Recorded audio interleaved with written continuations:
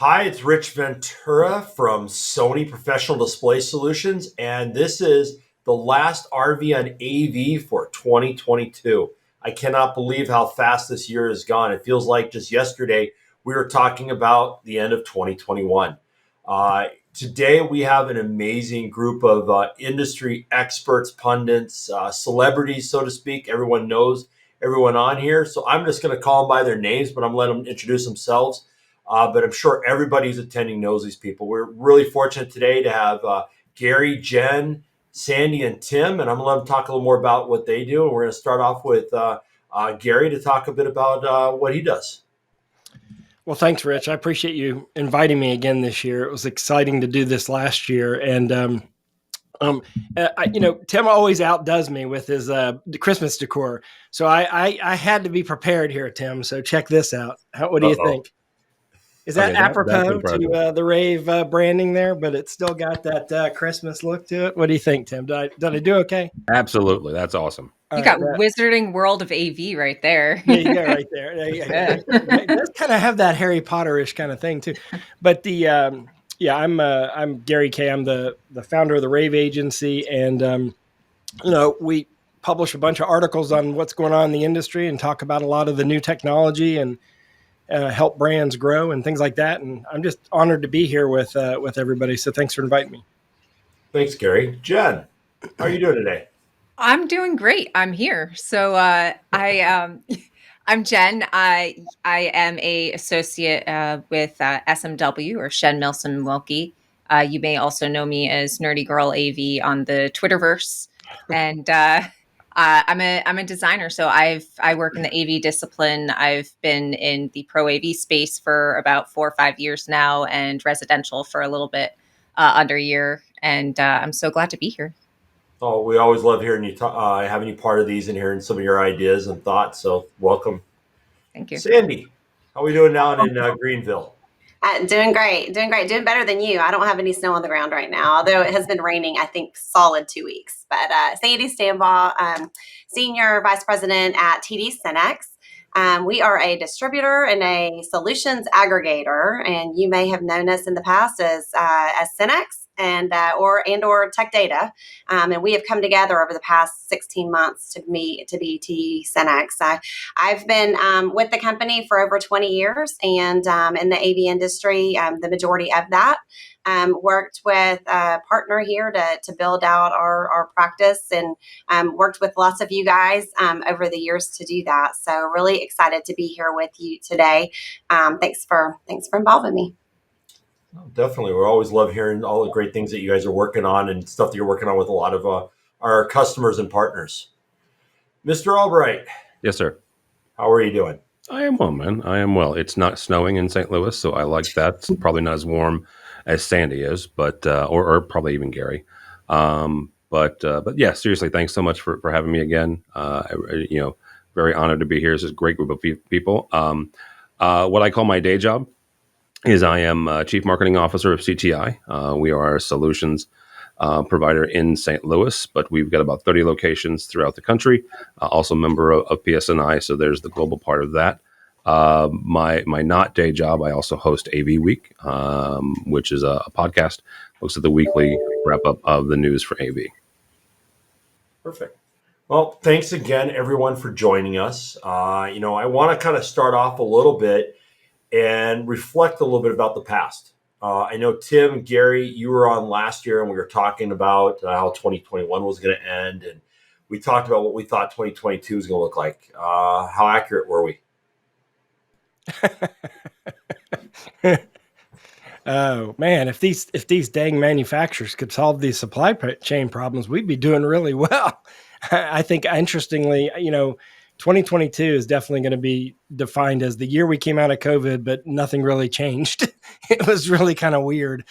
Still a lot of people wearing masks, but also a lot of people still concerned about getting product. And I think there's been a lot of product shifting. I think a company like Sandy's has really benefited from that because they have the expertise to say, okay, you spec this, Shen Milson Wilkie spec this, but we can put over here in the project because this other thing's not available. I mean, Sony, you guys have been lucky. I don't know how you pulled it off because almost every other brand has major supply chain problems, as Sandy will tell you. But I think that, whatever we said last year, I don't even remember what it was, Tim. Did we say anything right? Did we get anything No, right? we didn't. It was a lot of we think this is going to happen, and we think the supply chains are going to lessen up, and as Gary said, they just didn't, right? I don't think you can pin anything that's anybody's fault necessarily. Folks like Sony were able to navigate some things, certainly with your suppliers, right, and having those longstanding relationships. But it's been a year of, if not then this type things, right? And I think going into last year, we kind of anticipated it, at least. Maybe some of it was hopeful thinking, but anticipated that 22 would have been a little bit of relief on that, and it's simply not, right? So going into 23, you are seeing some folks that are able to who've been able to make things happen, complete jobs, deliver on some projects, but also taking a look at the technology standpoint. It was a year of not retooling, but taking a step back and saying, okay, what's next, right? From a manufacturing standpoint and a technology standpoint, and I think that 23 will see the fruits of that, where Integrated Systems Europe is coming down the pipeline first part of February into January, and we'll start seeing some of that bear fruit. Okay. So Sandy, what do you think for this last year? I mean, when you're going into the new year, you're doing your planning. Did you guys get anything? Did you guys go, oh gosh, we're going to do this, and it happened, or what? I mean, you had a lot of changes within TD SYNNEX, obviously, too. So, I mean, what did you all see? Yeah, we did. It's been an amazing year, actually. So between bringing these two very large organizations together, getting onto one ERP system, navigating all the crazy supply chain and headwinds that we've faced as to really just an industry. It's been an interesting one for sure. But I think that we're exiting 2022. When we talk to our partners, we're at continuing to be at record backlog. We're continuing to see the design, and I'm hoping to hear more from Jen on this. I can't wait to hear her actually. But more and more of that retooling that's now translated into projects that hopefully will come down the pipe in 2023. We had a pretty solid year. We're sort of in a quiet period right now, so I can't say too much. But within my business specifically, not talking overall TD SYNNEX, we had a good year. We had a record year actually, and a lot of that was definitely projects and constraint issues that kind of rolled over from the end of 2021 into 2022. But overall, it was a year of. I heard somebody say it was the year of the hugging tour. So everybody getting face to face again, sort of trying to get a little bit past this, the challenges of the pandemic, and trying to translate that into good business success for all of us. Oh, totally. So Jen, I mean, from on the design side, what was 2022 like for you all? Was it a ride? I think that 2022 is setting up for a really, really interesting and dynamic 2023. We have seen a lot of projects picking up, so movement is in the right direction. But I think it's a lot of manufacturers kind of figuring out collaboration and figuring out certain protocols and kind of seeing what's sticking. Like, it's the year of throwing spaghetti on the wall and seeing what sticks, kind of thing. And so it's been a huge challenge in that, with the supply chain and a lot of things like that we've already talked about, and I'm sure we'll get into more. A lot of designs have to be fluid, particularly the short-term projects. I think how people are handling the long-term projects, the jury's still out. So it's been a super interesting year. Okay. So if we think about this past year, are there any technologies that's really stuck out to you? Tim, maybe start with you. Is there anything from a technology side that's really, or even application-wise, that's really stuck out to you that's been, wow, that's really defined 2022, besides shortages? Well, yes, certainly. The one thing that kind of hits me is from a capture standpoint, a camera capture standpoint, and that is the cameras that all of us are using here are pretty high quality when you compare to even 3 to 4 years ago, right? The move to 4K, the move to higher definition, and I don't want to get into the argument of what's UHD and what's 4K, but higher definition, right? That has really ramped up this year. And the other part is the edge computing, and that is everything from the ability to count the number of people in a conference, the ability to auto track. These types of technologies are getting baked into the far end, right? This is where there is much more processing power. There's much more smarts going into the cameras because the camera manufacturers are saying, well, wait a minute, let's not leverage or wait on a software codec, whichever one you use, right? And obviously Teams and Zoom are the two big ones. You've got Google Meet in there, but let's not wait on those folks to develop something new or develop the next technology. Let's do it ourselves, right? And so pick a camera manufacturer, and the majority of them have certainly stepped up their game when it comes to this edge computing. You can call it AI, you can call it whatever you want, but it's that ability to really replace a camera and really level up a conference system or even somebody's personal video conferencing setup. Yeah, I mean, obviously, we may or may not make cameras, so we definitely understand what you're saying. Yep. We see that, and it's been definitely interesting seeing all of that. Jen, how about you? What do you think? What's helped you kind of define from a technology or application this past year? I'm kind of actually glad that Tim started with cameras because I think that's one of the things I've been most excited about for this year is the software that's going and the smarts going behind these cameras. You look at unified collaborations, you have front row coming out, a lot of new features coming out with Zoom, and also symmetry. Like everyone's calling it something different, but essentially a lot of these technologies and softwares are finally taking the next step into what an equitable meeting is supposed to look like, and everyone has different ideas of what that should be. But I think that we're finally starting to play around with some new and different ways of doing that. So that's what I'm super excited about from what we've seen and what's been in the field lately. Oh, definitely. Sandy, how about from your space? Yeah, I'm glad Jen brought that up. I agree 100%. I'm super excited about, the advancements that we've seen, especially over the past few months, and what's coming, to create the experience that we all really expect as we're going from this sort of personal productive environment back into this hybrid or group productivity environment. And so that platform first approach, and then being able to add that some of the intelligence as a part of that, and trying to strive to get to that meeting equity is really important. We've seen a lot of that. I think that I talked about our 2022 when I kind of dig into where we saw the most success, it was definitely around the personal productivity space. But the projects that we have now that are, I think it was part of that retooling process, but now we're sort of rolling into more of the, public space and group environments, and those improvements that we've seen in the technology definitely are making the difference. Okay. Yeah, there's something on that too that I'm looking forward to in 2023, and I don't think we're going to really figure it out until at least 2 years out.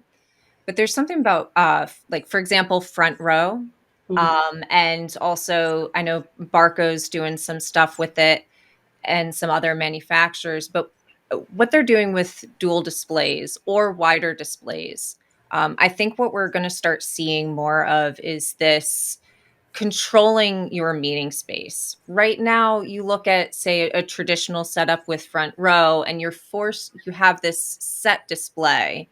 But what I hope that we're going to see more of is that, in my personal view, on my computer or my iPad or whatever device I bring into the room, that I can configure each of those parts so that I can see my chat and I can see my agenda on my screen and see faces on the display, but I can customize that space. I think how we're moving things around is going to be something we start seeing a little bit more of in next year. Because if it was an analog meeting, I could throw my notes on one page, my computer over there, and someone might have a completely different setup. So that customizability in a hybrid space, I think will be something we start seeing a lot more of. Well, we're going to talk more about collaboration tools in our TTO because I think it's important. Definitely, because I think we, as an industry, we've changed, and we have to constantly look at how our people are engaging differently, and whether they're in the office or not. I think this is an important topic. So definitely I want to continue to have that conversation about this. Beforehand, though, Gary, anything else you can think of that hasn't been covered? Well, my favorite product of the year is this product here. This product blew everything else away that came out this year. This is the best.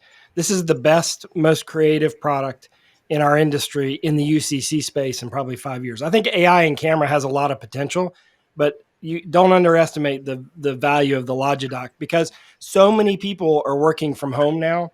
This is the perfect product to work from home with. So so you go home, plug this in. It becomes a docking station. And they're, by the way, they're not a client of ours. I'm not telling you because they're a client. This is just a great product.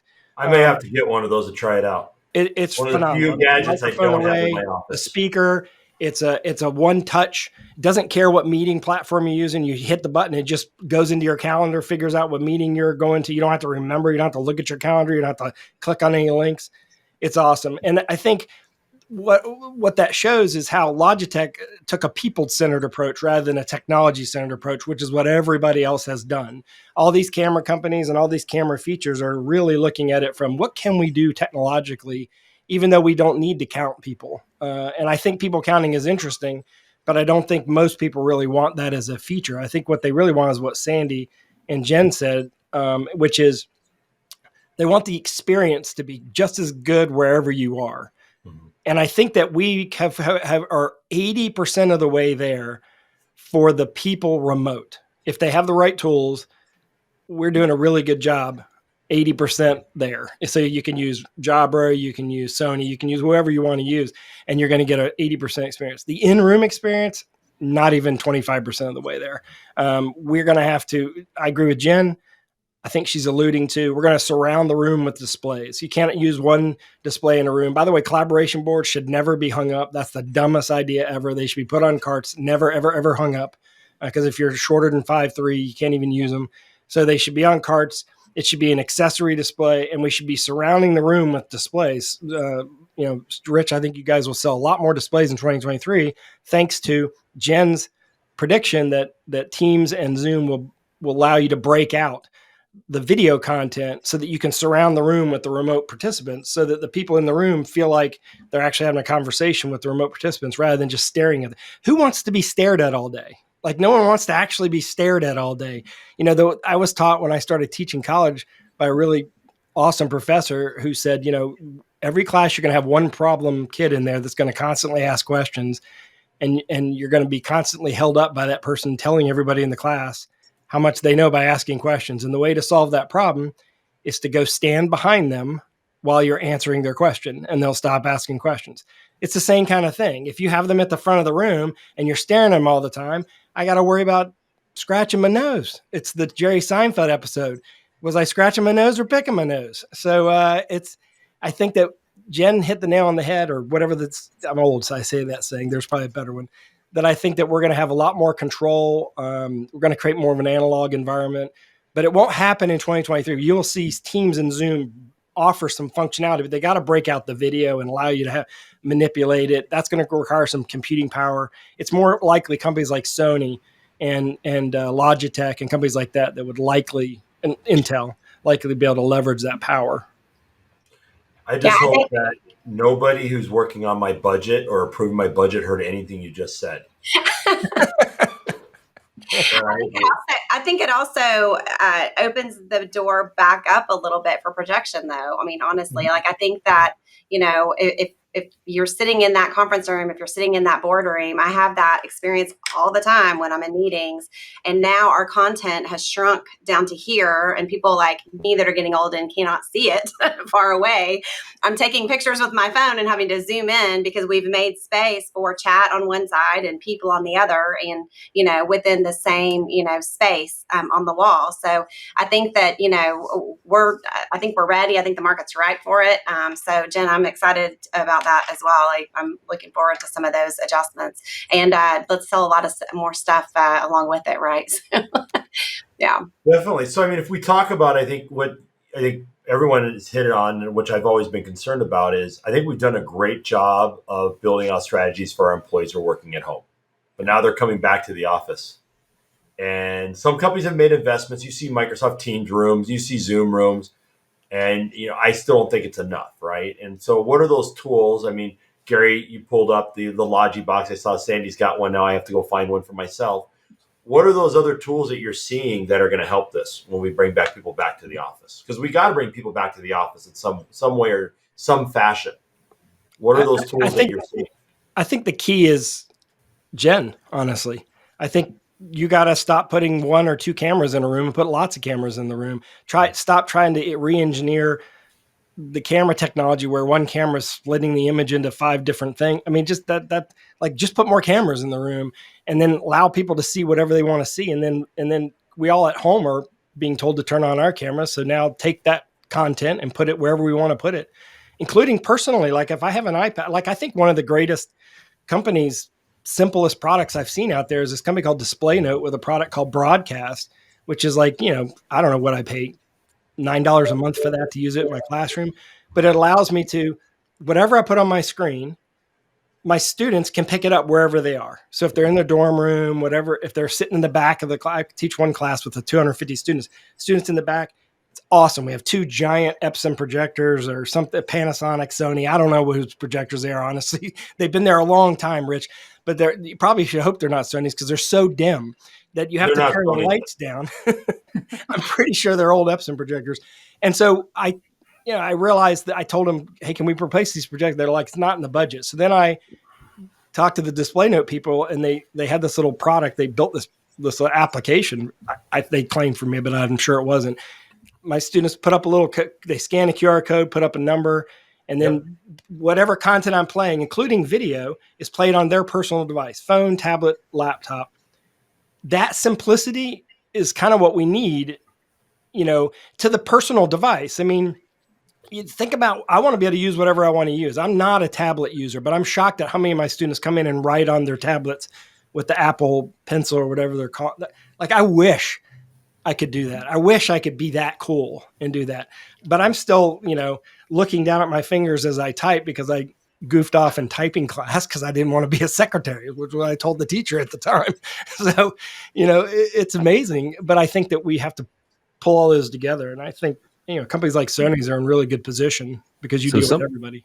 Something that Gary's hitting on here is the personalization, right? It is the personalization of content creation and content consumption, right? We are all, right? I don't care what generation you are.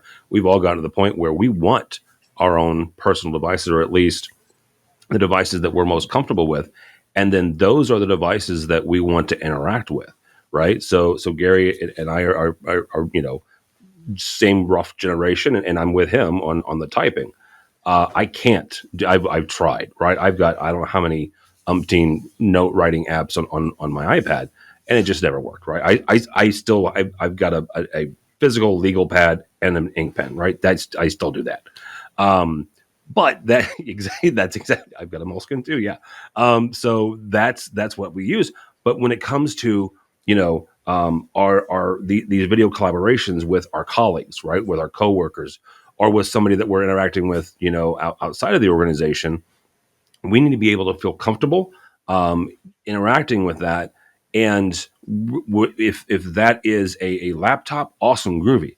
And if that is a ginormous screen, because, I've in the last 2 years had to get glasses because, at a certain age you do, So I want a bigger screen, right? I appreciate the smaller Macs and but the screens are too small, so I have it connected to a bigger screen because I need it, right? And it's what makes me feel comfortable. But the generations behind us and the younger folks, they're growing up with personal devices, so they are not quite demanding, but darn near demanding that the devices that they feel most comfortable with, that's what they want to use, and that's what they want to interact with. It's eliminating those barriers of entry, right? Like if I walk into a room and I mean it goes beyond the devices. If I just have my phone on me and that's I mean my phone is my brain. I'm always on it. And if I want to throw something onto the screen or I want to join the meeting that way, um, I should be able to. I shouldn't have to stop and do something different, switch platforms. And the same thing with accessibility and disability and diversity. I shouldn't have to be, shifting with different devices and things like that for assistive listening and things like that. It's across the board, eliminating those barriers. Definitely. And I think what I think is really important, and you're hitting right on the big button there, Jen, is it's inclusivity, right? We have to include everybody, and they need to have the same experience, whether they're working from home, working in the office, working in Tokyo, it doesn't matter where, right? They have to have that same experience, and we have to give them those tools. And I think the hardest challenge we have is how do we give them those same tools, no matter where they're at? And is it software? Is it hardware? Is it a combination of both? Sandy, any thoughts? Because I know you and I talked a lot about just, as we're getting our people back into our offices, we have so many offices, we have these large offices, things that we're all doing to get our people back in and give them that same experience. Yeah, for sure. And I love that personal content consumption, Tim, that you called out. It's true. And I think that the ability to customize it for what we're trying to accomplish in that meeting, right, is really important. So in some cases, having that ability to kind of view the content on your personal devices is a really important thing. And in other cases, you want everybody paying attention and looking up and, listening to the speaker and kind of engaging from actually speaking. So I have that conversation with my kids all the time. I'm like, speak to humans, live, please. I think that that's a big part of it. It is a struggle. It's a struggle. And what makes it even more of a struggle is when you finally get those people back to the office and the technology and the experience is not there. I can't tell you how many times that's happened, where I've been in a meeting, in various places, not just in our office, but just, in various places. And it takes, 30 minutes to set up a meeting, right? And sometimes even longer than that. And then ultimately, I would say 50% of the time we end up with somebody's notebook at the end of the table, and everybody trying to view people that are this big, right? And so that was the other thing I was going to say, that I think that, and I'm hopeful that we'll see more advancement in professional development associated with the technology deployments. And so I think it's something that we've done for years in the K-12 space. We've done this train the teacher, training so they're comfortable with the technology in the space so that, as they're teaching, it's there's no challenges. We haven't gotten to that level within the corporate environment consistently, right? And I think that that's where we're seeing this. I know I'm comfortable at home. I know my technology at home. I've set it up. I know what that environment looks like. But you take me out of that space, even if it's in the office that I was in, 19 years before then.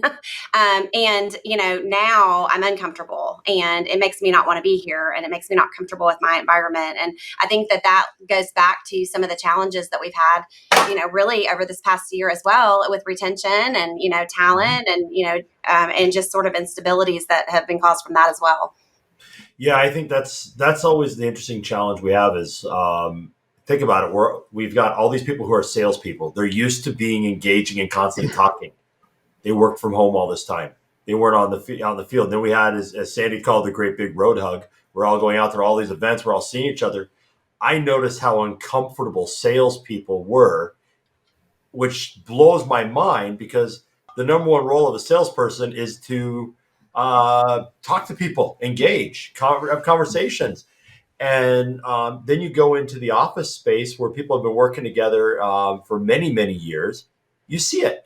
There's a kind of I'm a little further away from you because I just don't know, or maybe I have to worry because I have a little one at home. We have it's a different type of vibe, and how do we support that, and how do we help our I people? And think I I think think that there's something to think about. There's something that I've noticed the more I've talked to people in different applications. So if you think about education, you're able to serve a very narrow audience. In K through 12, it's K through 12. In higher ed, it's higher ed. And graduate students, right? And PhD students. But in corporate, it's everybody. So the problem is all of a sudden we gave young people what they thought they should have because of the pandemic, which is the ability to work wherever they want because they can communicate with electronic tools. We kind of laugh that off as parents. I would tell my kids, you didn't call me back. And they'd be like, yeah, I did. I texted you. I'm like, it's not the same thing. They're like, that's even better. I actually told you exactly what you looked for. And so what happened is when we went to the pandemic, like my daughter, as you know, Rich, she worked from Honduras, from Mexico, from Europe, from Asia. She took advantage of it and flew everywhere for like a couple of $100 and was working all over the place. And in hindsight, I'm now jealous. Like, why didn't I do that? Right. Because every week I thought we're going to be going back next week. I kept being told we're going back. We're going back. And so I couldn't go for a long time. She's like, I'm just going to work wherever I'm going to work. And so we gave them that. They worked. They did a really good job. And now we're saying, you got to come back to the office. And we're like, what? Like, yep. They never actually worked in the office in the first place. And if they did work in the office, it was a different system, right? So now all of a sudden in the corporate world, you're having to serve 20-year-olds, 30-year-olds, 40-year-olds, 50-year-olds, 60-year-olds, and they all kind of work differently. Like when there are still professors that walk into a classroom here and say, everyone close their laptops. I'm getting ready to start lecturing, right? That blows my mind because they don't realize that students don't just shop online with their laptops. They take notes that way, but they look at that as an affront to them to not stare at the professor putting up PowerPoint slides with white background and black text.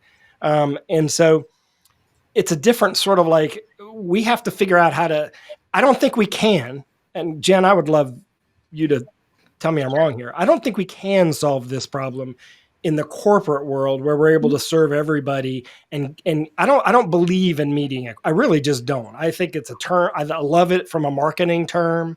As you know, I bought it for a brand in our industry, meetingequity.com, because they were a client of ours. But I mean, so I get it from a marketing thing, but come on, are we really going to get meeting equity thanks to technology? I just have a hard time believing that. Jen, you can prove me wrong. There's something you said in there that I think is, to throw it back at you, nail on the head, is that how people work, everybody works differently. And so I think that we're throwing meeting equity out there, not really knowing what we're looking for and not really knowing what it is. I don't want to say that it's just, I think it means something different than what we think it does. And if you look at, where people are working, what kind of tools do they need to work, provide them with the tools. I mean, if you're learning, everybody learns different ways. Some people are better at reading, some people are better at watching, some are more visual.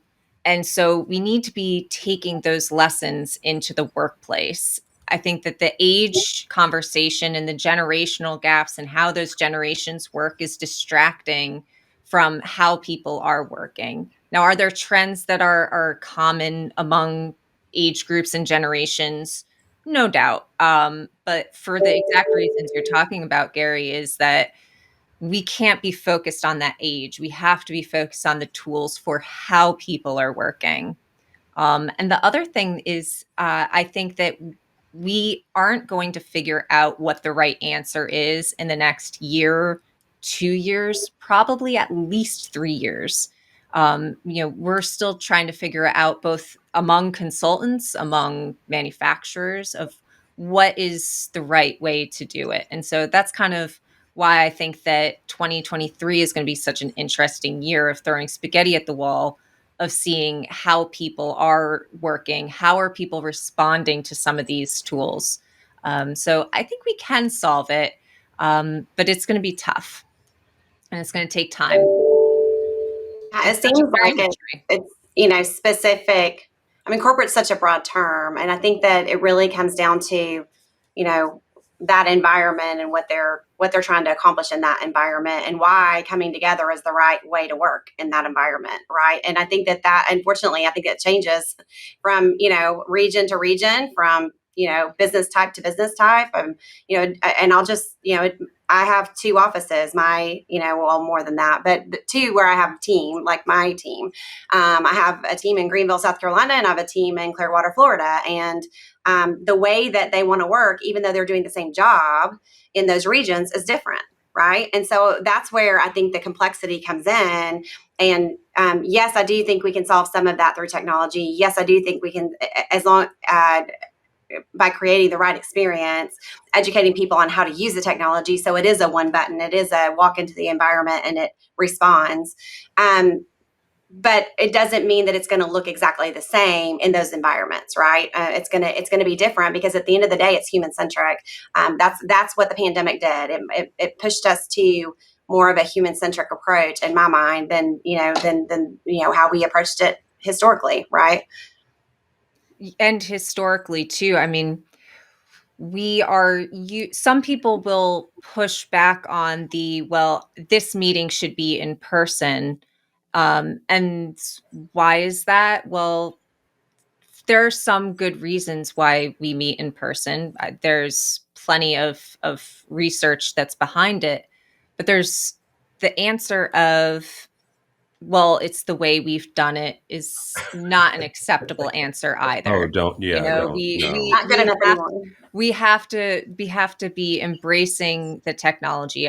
Some of it is going to work and some of it's not.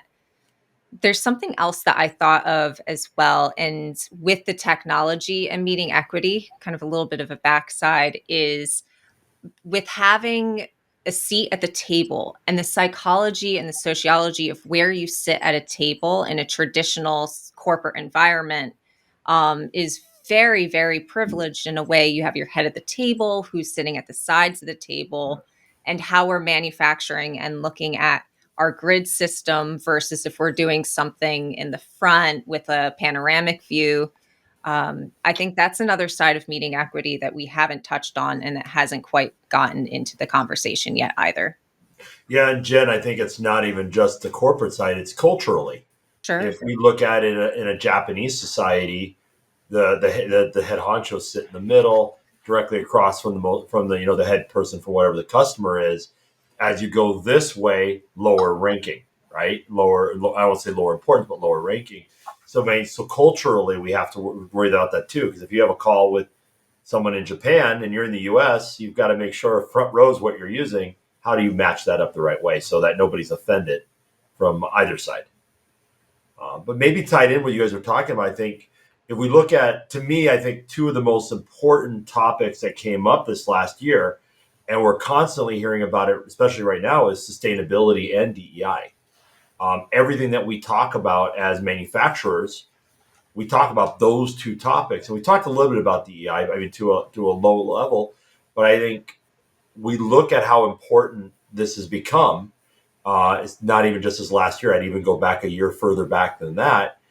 Our organizations doing the right things. Our organizations making the right investments for DEI, and I'd like to hear from all of you. I mean, I know each of you have DEI programs in your organizations, but many of you are active in the industry about DEI. Do you feel we're moving in the right way as an industry?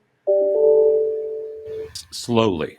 And I'll give the industry I'll give the industry the positivity and say, yes, we're moving it, but we're doing it slowly, right? So you could make the argument where we're not doing enough, right? And we're not moving nearly as fast as we should.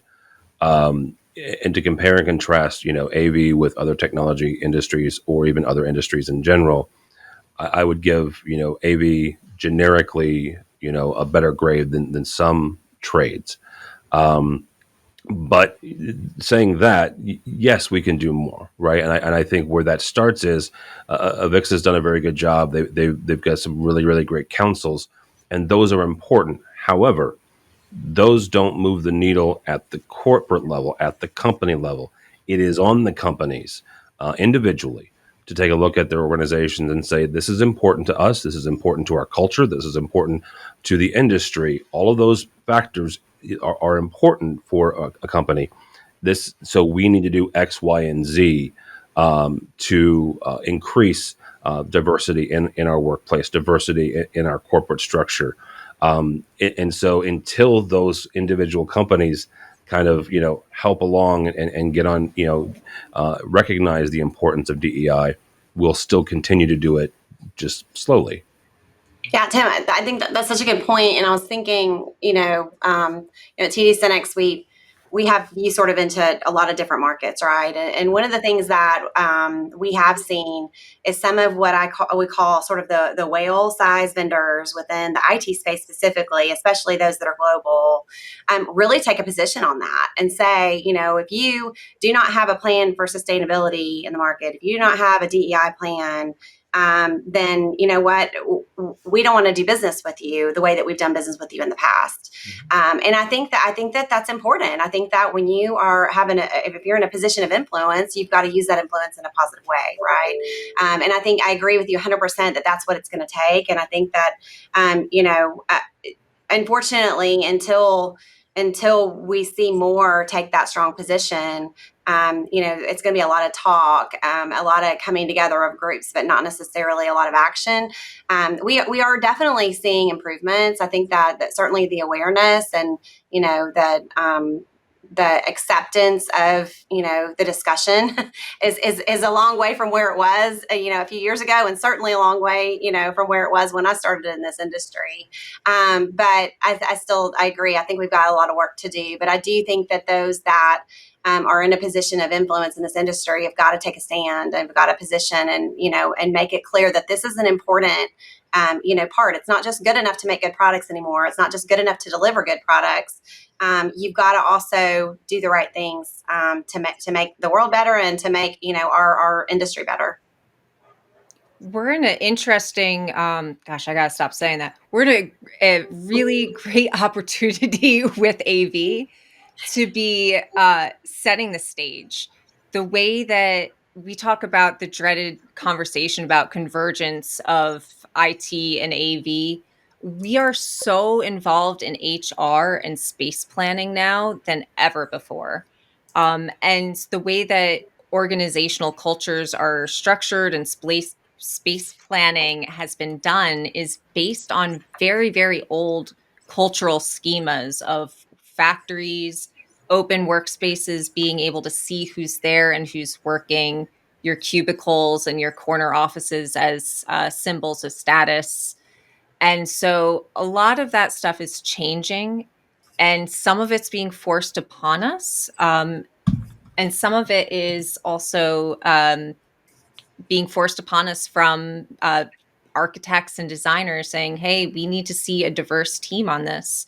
It's not enough just to say, hey, person ABC is really, really skilled in this vertical. They want to see diversity on it. And so we can shape the culture, or it will shape us and we'll be behind. But there's a lot more we can be doing. And it's great that we're having these conversations. Someone who is neurodiverse myself, I have been terrified of talking about my diversity for a very long time. And I'm very, very open about my diversity now, because no one should be ashamed of that. No one should be afraid of that. And I think that the fact that we're having this conversation right now is something we would not be having before the pandemic. It was starting to pick up before then. And I think that it is a really, really, really good sign. There's so much more we can be doing. Really quickly, Jen, and I don't mean to put you on the spot here, but I want to say, as a father of two kids who are also neurodiverse, I appreciate you, and you talking. I didn't know the term, right? I knew the diagnosis that both my kids have, different diagnosis, but I appreciate you and the openness that you've had in talking about being neurodiverse, and then teaching me as a dad what that means and how to interact. So Again, didn't mean to put you on the spot, but thank you.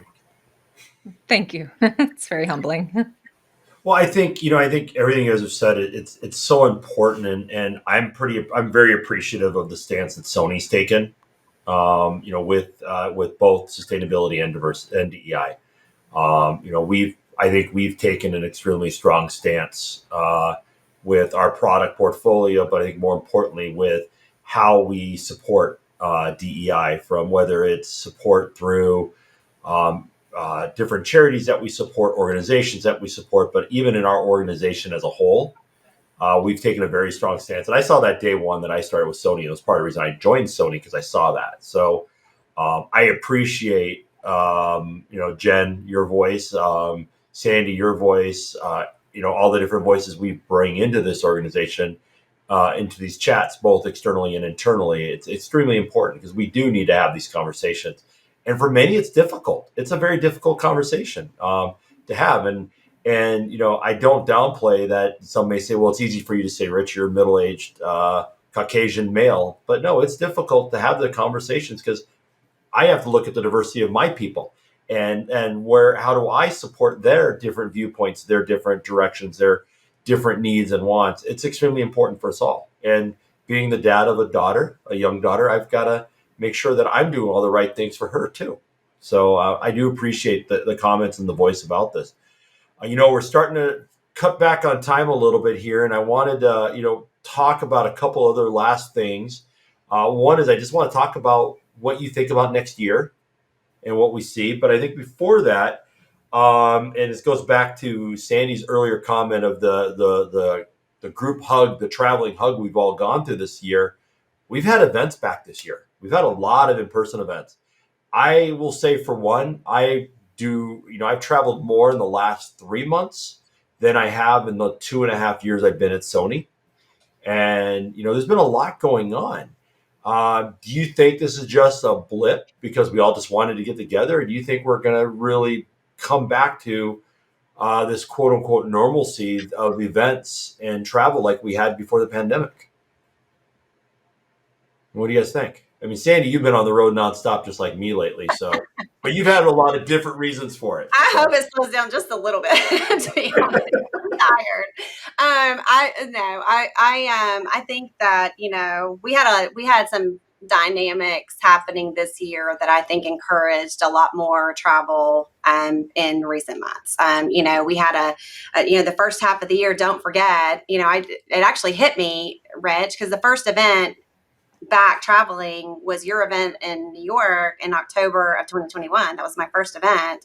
Yep. So that was only like 13 months ago. And so I thought back to the beginning of this year and, how many events were pushed, were pushed forward. And so, so, I mean, from June on, I feel like my kids and my husband doesn't really know me, but it's been very crazy. I think that, as far as looking forward, I think that we have determined that live is important. We knew that. But I also think that in some respects, we've also found that we can accomplish some of that with a mix of both live and virtual, right? I think that, it's very important, but it's got to be specific. We used to have these very general, broad events, and you would go and it was more networking and, you might see a few products. And, now what we found is people will go and they want to be involved, but there's specific business problems they're trying to solve through that interaction. And if it doesn't look like that's going to happen there, then they're not interested in adding that to the calendar, right? And that's me included. I think that it's important that we think about what we're trying to accomplish through that space. And to Jen's point, is live the best way to accomplish that? Or is it, virtual? Or is it a hybrid situation? Which I do think needs to be included in all events going forward, going back to that, equity and inclusion discussion. I think it's important. But yeah, I think that it's going to be a blend, RV. And I think that I think it'll be very interesting this year because there's been a number of new events that have jumped into the space. There's a little bit of a tug of war going on with some of those attendees. It's going to be very interesting to see at the end of the year to have this discussion again and see where, there was actually true value from an event perspective versus not. Yeah. Yeah, I know, Jen, you participated in a hybrid event with us at Infocom. I mean, we were the only vendors that I know that decided to make Infocom a hybrid event on our own instead of utilizing the plans from Avixa. We did our own hybrid event, and it was purposeful because we knew not everybody was coming, but we also wanted to test the waters of could we actually take a very large investment we make and make it hybrid. I think that absolutely hybrid moving forward for events is a must. There's so many folks that are new to the industry as well, or in other aspects that aren't necessarily engineers or project managers or purchasing, that could really benefit from these events that they just can't get to it, or they're junior, so they can't quite get the funding to fly out across the country to go to an event. And those are the people we really need at these events, to really spark that diversity of thought like we were talking about earlier.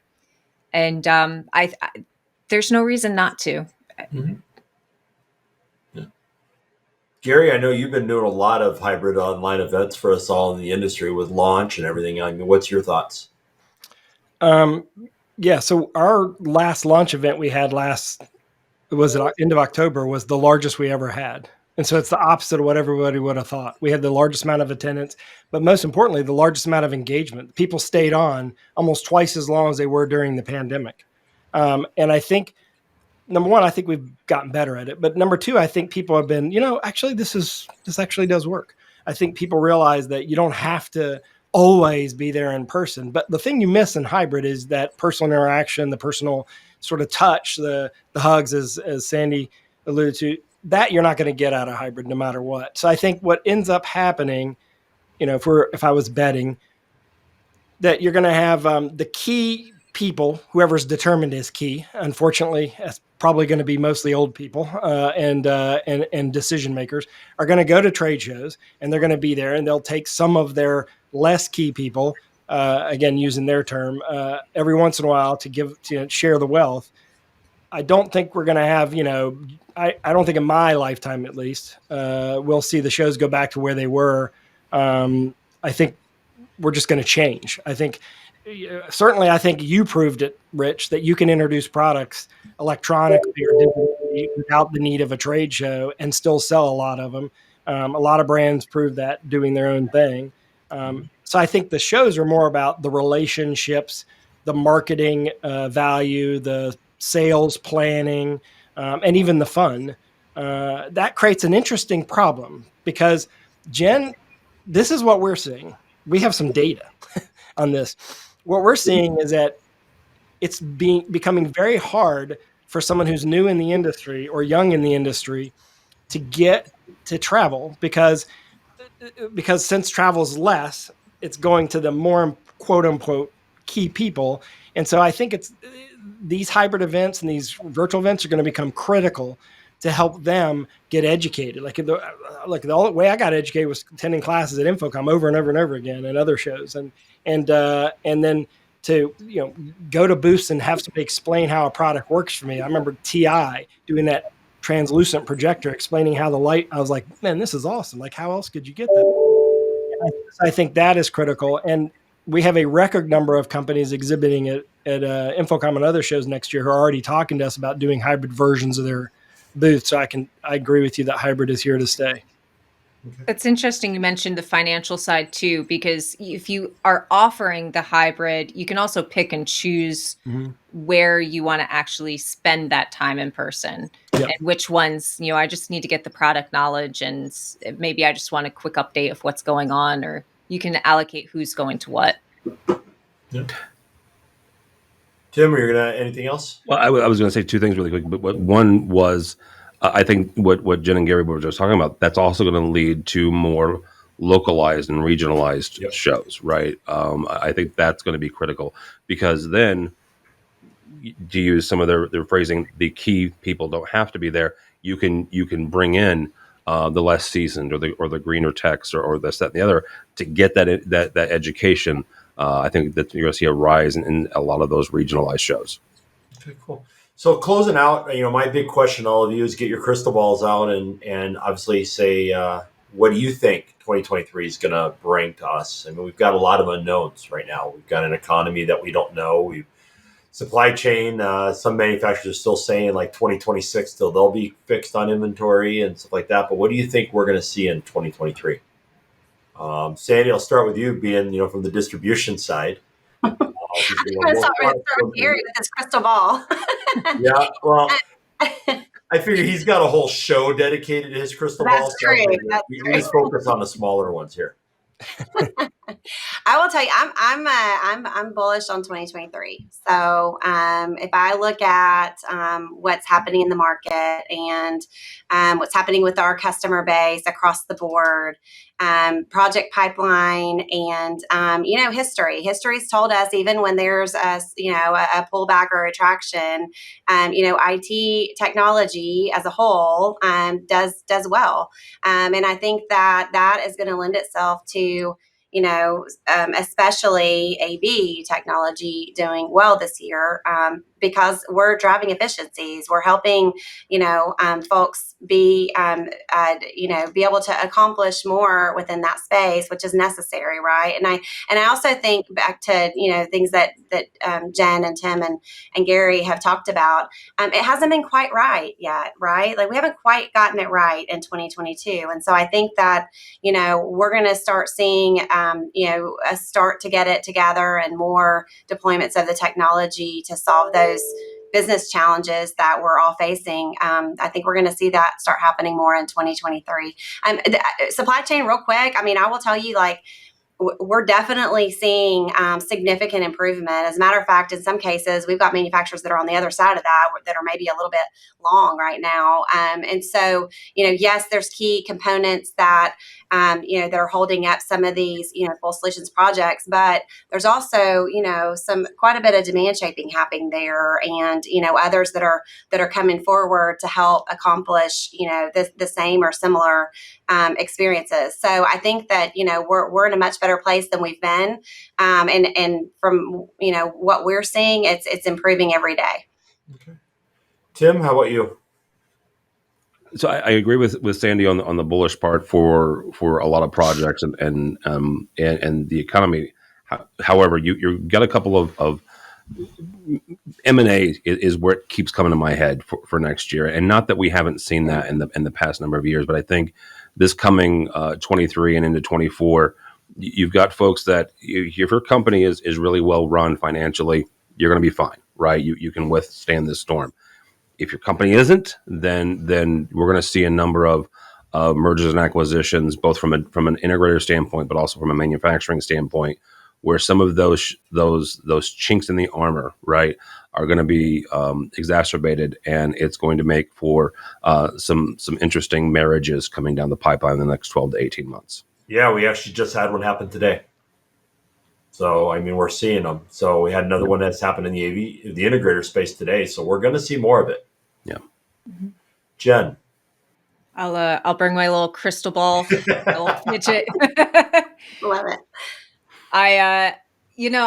I've kind of touched on this a little bit. I really think that next year is going to be the year of trying a lot of things out. I'm very excited with influence of broadcast, some new standards like IPMX. I think that a lot of that space is going to have such an influence on a lot of different areas, and so that's what I'm kind of keeping an eye out for.